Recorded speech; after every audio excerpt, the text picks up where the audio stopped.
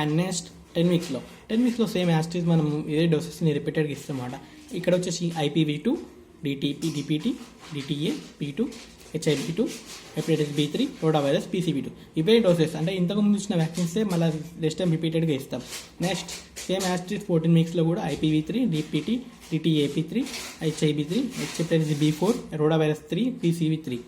And ఇవి ఇవ్వడం వల్ల మన బాడీలో అవి వాటిని యొక్క ఇమ్యూనిటీని పెంచి అవి ఒక యాంటీబాడీలాగా పనిచేస్తాయి అన్నమాట. నెక్స్ట్ వచ్చేసి మనకు ఆఫ్టర్ 14 వీక్స్ తర్వాత 6 మంత్స్కి ఇస్తాం. 6 మంత్స్ వచ్చి influenza plus dental hygiene awareness. Influenza virus అంటే చాలామందికి ఎఫెక్ట్ వచ్చేది మెయిన్గా ఇన్ఫ్లుయెంజా వైరస్ అంటే సర్ది టైపు, కోల్డ్ వచ్చేసి లంగ్స్ ఇన్ఫెక్షన్స్ వస్తాయి. మెయిన్గా చాలామంది కరోనా టైంలో ఎఫెక్ట్ అయ్యాయి అన్నమాట.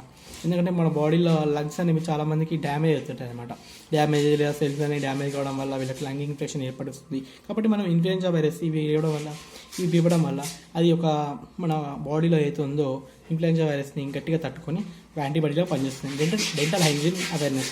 పిల్లలకు పళ్ళు వచ్చాయా లేదా పుట్టి పళ్ళు ఉన్నాయా వాళ్ళని డెంటల్ చెకప్ చేయడం ఓరల్గా మొత్తం అంత వాళ్ళకి అవేర్నెస్ ఏం ఉండాలి, ఏం తినాలి, ఏం తినకూడదు అనేవి వాళ్ళకి ఇస్తాం అనమాట.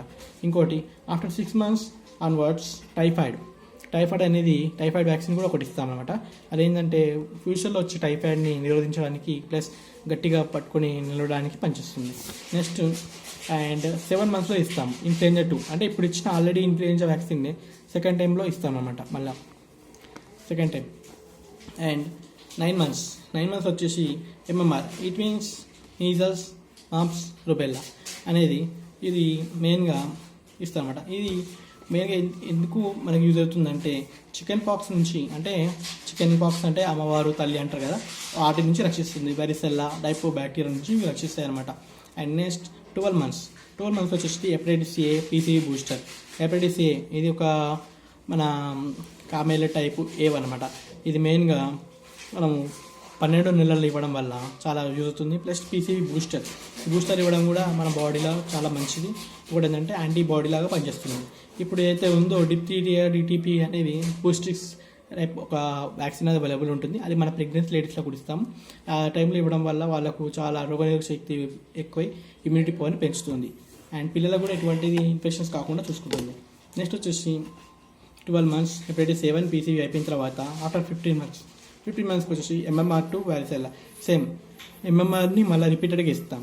And 16 to 18 months booster DPT, DTAP1 booster, HIV1 booster, IPV1 ఇవి రిపీటెడ్గా ఇస్తాం అనమాట. 18 to 19 months hepatitis A2 వారిసెల్లా same away repeat చేస్తాం.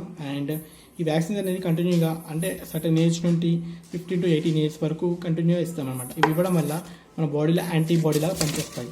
అండ్ నెక్స్ట్ వచ్చేసి 9 monthsకి మెనింజోకోకల్ కాంజుగేట్ వైరస్. ఇదేంటంటే మెనింజోకోకల్ బ్యాక్టీరియా అనేది బ్రెయిన్కి, స్పైనల్ కార్డ్కి ఎఫెక్ట్ అవుతుంది అన్నమాట.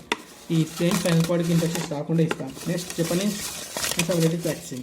ఇది మస్కిటో నుంచి వస్తాయి అన్నమాట. చాలామందికి అర్బన్ ఏరియాలో మస్కిటోస్ ఉంటాయి కాబట్టి ఇవి వస్తాయి. ఇవి మనకు ఈ డిసీజ్ రాకుండా హై మస్కిటో పాపులేషన్స్ ఉన్న ఏరియా ఉన్న వాళ్ళకి ఇవ్వడం వల్ల ఇది యూజ్ అవుతుంది. ఈ వ్యాక్సినేషన్స్ మనం ఇవ్వడం వల్ల పిల్లల లైఫ్ని చాలా వరకు సేవ్ చేయొచ్చు. ఈ వీడియో మీకు నచ్చినట్లయితే లైక్ చేయండి, షేర్ చేయండి. Thank you.